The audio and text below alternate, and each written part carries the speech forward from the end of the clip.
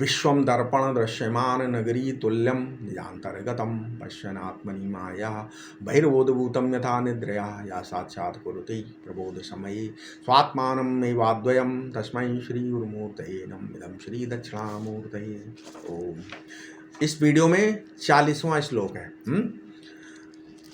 योग वासिष्ठ का 40वां श्लोक क्या है? मनः संपद्यन्ते तस्मान् महता परमात्मनः सुस्थिराद स्थिरा कामार सुस्थिराद स्थिराकाराम तरंगा इव वारिधे।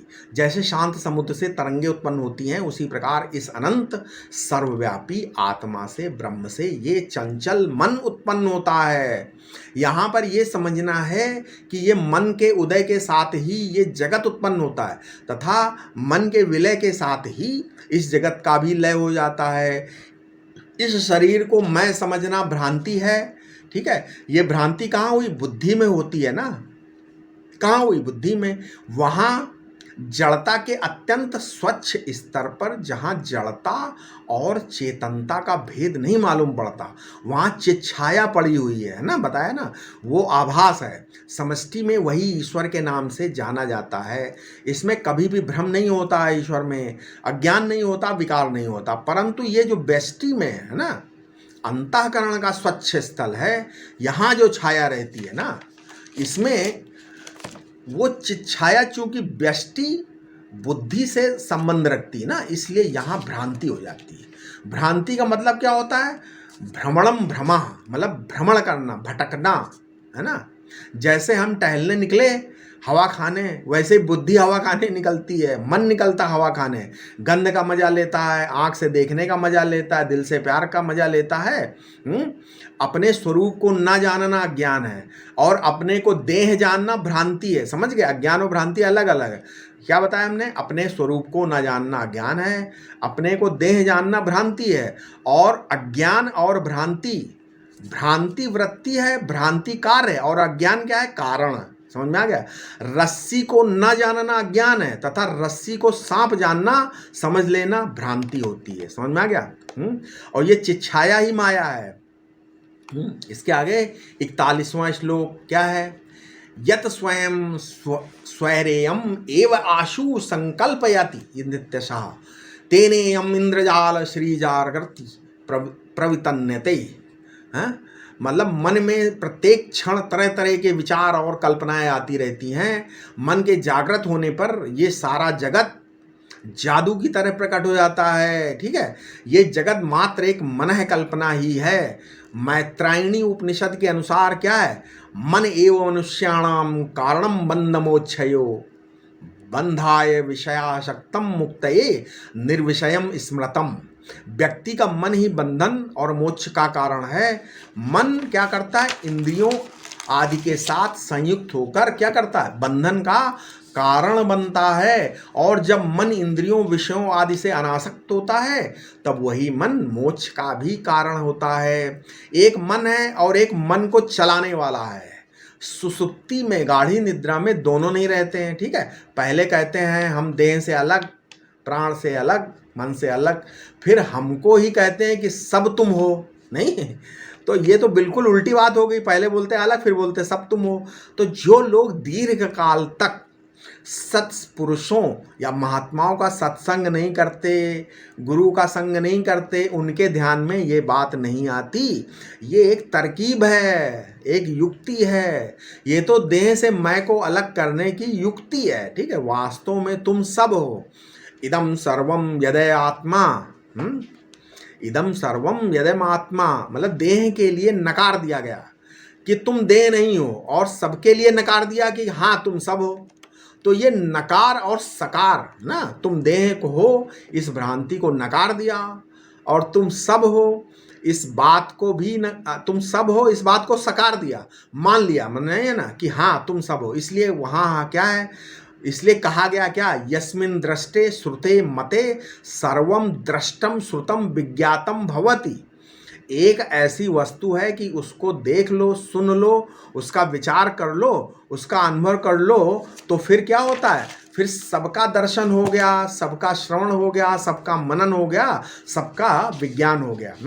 ये प्रतिज्ञा है वेदांत की। वेदांत कहता है ये संपूर्ण प्रपंच न आत्मा का कार्य है और न आत्मा का विशेषण है और ना आत्मा का शरीर है, ये आत्मा में अध्यस्त है। ठीक है, आत्म रूप अधिष्ठान से बिल्कुल एक है, लेकिन अज्ञान के कारण ये अलग अलग मालूम पड़ता है।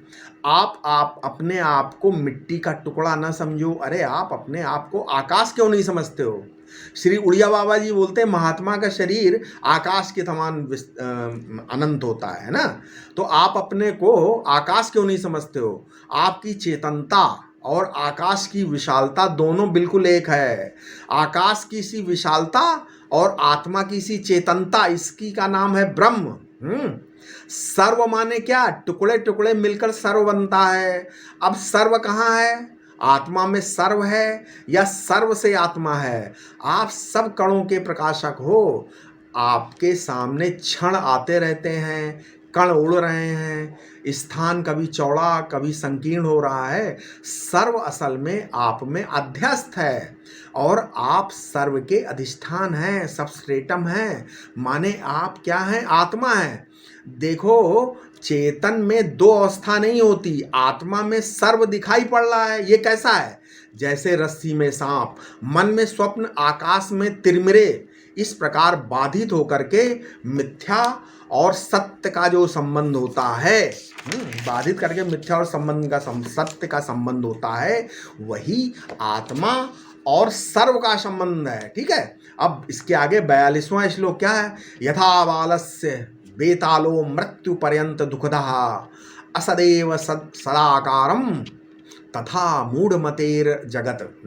जैसे एक बालक अपनी कल्पना से भूत को देखकर भयभीत होता हुआ अंत में मृत्यु को प्राप्त होता है, उसी प्रकार अज्ञानी व्यक्ति इस काल्पनिक जगत को सत्य समझकर जीवन पर्यंत भयभीत और दुखी होता रहता है।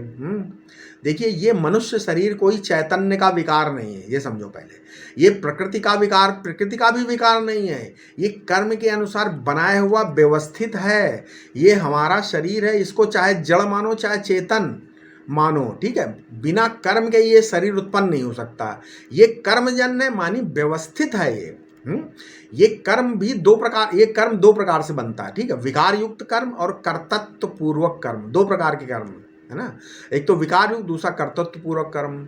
सुसुप्ति काल में जब कर्म संस्कार विलीन हो जाते हैं तब ये शरीर पड़ा रहता है, तो ये ना ये अव्यवस्थित बोलता है। हम बोलते हैं ये कर्म है, विकार नहीं है। विकार कैसे होता है? जब हम अंट संट बोलते हैं, हमारे बोलने का कर्तव्य तो नहीं है, तो जो मन में आया चिल्लाना शुरू कर दिया, दिमाग में विचार हो गया या मन में विकार हो गया। केवल शब्दों के चक्कर में मत पड़ो। ठीक है, उसके अर्थ का साक्षात्कार करिए आप। अपने मन के अनुसार मत चलो, अपने अनुसार मन को चलाओ। मन के पीछे चलने वाली बुद्धि तुमको एक दिन गड्ढे में गिरा देगी। जो झूठी चीज़ों से प्रेम करते हैं उसमें फंस जाते हैं, तो ईश्वर उनकी उपेक्षा कर देता है। ठीक है, वो तो अपने घरौंदों में व्यस्त है व्यक्ति, तो ईश्वर उसके सामने प्रकट नहीं हो सकता। ठीक है, इसके आगे 43वां और 44वां श्लोक एक साथ दोनों ले लेते हैं। ठीक है, क्या है? अत्युत्पन्नस्य कनके कानके कटके यथा कटक व्यक्तिर एवास्ति ना मनागपि हेमधी। 44वां क्या है? तथा गस्य पुरागार नग नागेंद्र गोचरः इदम दृश्यम द्रगेवास्ति ना त्वन्या परमार्थ द्रक। ऐसा व्यक्ति जो स्वर्ण मतलब गोल्ड के बारे में अनभिज्ञ है या उसे नहीं पहचानता है, वो केवल सोने से बने हार या कंगन को ही पहचानता है। उसी प्रकार एक अज्ञानी व्यक्ति अपने सामने संसार में घर मकान पेड़ पौधे पर्वत सांप आदि जीवों को देखकर इनको सत्य समझकर व्यवहार करता है, जबकि वास्तव में ये संपूर्ण माइक है, जगत है ना, मिथ्या है। केवल ब्रह्म का ही अस्तित्व है। ये सारा जगत ब्रह्म में अध्यस्त है। ये जगत सत्य मालूम पड़ता है क्योंकि अधिष्ठान का ज्ञान नहीं है। अधिष्ठान का ज्ञान नहीं, इसलिए ये जगत आपको सत्य मालूम पड़ता है। ठीक है, जैसे सूर्य बादल को ढक लेता है, तथा बालक समझता है कि सूर्य को बादल ने ढक लिया, जबकि आकाश या सूर्य से बादल का कोई संबंध नहीं होता। अज्ञानी या अविवेकी व्यक्ति ये समझता है कि ब्रह्म में अविद्या है। विवेकी या ज्ञानी व्यक्ति ब्रह्म में अविद्या नहीं है ऐसा समझता है। इसी को दृष्टि भेद कहते हैं। अविद्या भी कल्पित है, अच्छा ब्रह्म और अविद्या का संबंध भी कल्पित है। साक्षी के द्वारा ये वेद्य है, ज्ञेय है। ठीक है, देखो यहाँ एक सूक्ष्म बात बता देता हूँ। ज्ञात और अज्ञात के रूप में जो कुछ भी प्रतीत हो रहा है वो सब साक्षी चैतन्य का ही विषय है। प्रमाणजन्य ज्ञान अज्ञान को, प्रमाणजन्य जो ज्ञान है वो अज्ञान को मिटा देता है। किसी भी पदार्थ के अभाव का ज्ञान तब होता है जब उसके प्रतियोगी और अधिकरण का ज्ञान हो। जैसे घड़ा नहीं है, इसका ज्ञान किसको होगा? जिसको पहले से घड़े का ज्ञान हो कि वहाँ घड़ा नहीं है, जहाँ पहले था। इससे सिद्ध होता कि यदि ज्ञान और आत्मा नहीं है तो मैं नहीं जानता, ये प्रतीति नहीं हो सकती। ज्ञान और ज्ञान का अभाव दोनों साक्षी को प्रतीत हो रहे हैं। ठीक है, अज्ञान भी साक्षी का ही विषय है, ये समझना है। अज्ञान भी साक्षी का विषय है। विचार होने पर अविद्या निवृत्त हो जाती है और साक्षी क्या होता है? ज्यों का त्यों रह जाता है। ठीक है, इसके आगे 45वां श्लोक क्या है? 45वां श्लोक क्या है? अज्ञस्य है दुखोदमयम, अज्ञस्य दुखोदमयम ज्ञस्य आनंदमयम जगत अन्नम भुवनम अंधस्य प्रकाशम तु सचक्षुषाम। अज्ञानी व्यक्ति की दृष्टि में ये संसार दुखों से भरा हुआ है, लेकिन विवेकी तत्वज्ञ महापुरुष को इस जगत में आनंद ही आनंद है ऐसा अनुभव करता है। जैसे एक अंधे व्यक्ति को संपूर्ण जगत में अंधकार नजर आता है, लेकिन आंख वाले व्यक्ति को ये जगत प्रकाशमान रूप में दिखाई देता है। अच्छा, दुख भी दो प्रकार के होते हैं, वे आत्मज्ञान के पूर्व ही होते हैं। पहला कर्मजन्य दुख, दूसरा मोहजन्य दुख। कर्मजन्य दुख क्या? जैसे अपमान हो गया आपका, गरीबी है, पुत्र हानि हो गई है ना। इसी प्रकार मोहजन्य दुख, इस जन्म में मुझे कोई सुख नहीं है। भाई कुछ लोग बोलते हैं भाई मैं पूरा दुखी हूँ, पूरा जिंदगी हमने कोई सुख नहीं देखा, मैं तो इस जिंदगी से हार गया आदि, ये मोहजन्य सुख है। देखो कर्मजन्य दुख, दुख तो क्या है? प्रारब्ध से है, इनको भोग करके मिटा दो। और मोहजन्य दुखों को ज्ञान से मिटा दो। जब कर्मों के फलस्वरूप वैराग्य उत्पन्न हो जाए तो ज्ञान का अधिकार प्राप्त होता है। ज्ञान आप किस लिए चाहते हैं? अदृष्ट की उत्पत्ति के लिए या दृष्ट के लिए हैं? किस लिए चाहते हैं? तो आप यदि अग्निहोत्रादि के द्वारा अदृष्ट स्वर्ग आदि के लिए ज्ञान चाहते हैं, स्वर्ग पहुंचना है, कौन सा यज्ञ करें, तो फिर अधिकार का विचार करना पड़ेगा। ठीक है, फिर तो अगर आप उस यज्ञ के अधिकारी हैं कि नहीं ये देखना पड़ेगा वेदों में, है ना। क्योंकि अनाधिकारियों के द्वारा किया हुआ सकाम कर्म नष्ट या निष्फल हो जाता है। अविद्या का नाश केवल विद्या से ही होगा, इसमें अधिकार की जरूरत नहीं, कोई व्यक्ति विद्या प्राप्त कर सकता है। ठीक है, हृदय ग्रंथि भेदन, कर्म त्रिपुटी का क्षय, ये सब अविद्या नाश ही है। ठीक है, अनात्मा को सत्यचित आनंद समझना और अनात्मा के धर्म दुख जड़ता और असत को अपने ऊपर थोप लेना, यह अध्यास है, अविद्या के कारण है। ब्रह्म विद्या से इसी का उच्छेद होता है। ठीक है, आप युक्ति और प्रमाण से भोग्य के दोष का विचार कीजिए। भोग्य के गुण विचार से राग आता है और तथा भोग के दोष विचार से वैराग्य होता है। यहाँ पर भी ये समझना है कि परमानंद का बोध होने पर राग की निवृत्ति, ठीक है, परमानंद की बोध या राग की निवृत्ति संभव नहीं है, क्योंकि परमानंद की मात्रा तो सब में है, इसलिए थोड़ा सुख बोध तो रहेगा ही। जैसे क्या हाथी मिल जाए तो क्या घोड़ा छूट जाता है? नहीं, परंतु घोड़ा रोगी है, ठीक है, ये जानने पर उसका त्याग हो जाता है। इसी प्रकार ब्रह्मज्ञान ब्रह्म तत्व का बोधक है, वो दूसरी वस्तुओं का दोष नहीं बताता है। ठीक है, क्योंकि बोध का विषय एक ही होता है, वो ब्रह्म हो या दोष हो। अगर राग आ जाए तो आ जाए, आप अपनी ब्रह्म निष्ठा को मत छोड़िए। आप राग से तो डरते हैं, आप राग से तो डरते हैं और अज्ञान दुख एवं मृत्यु के मुंह में पांव डाल देते हो, नहीं ब्रह्मनिष्ठा अपनी छोड़ देते हो।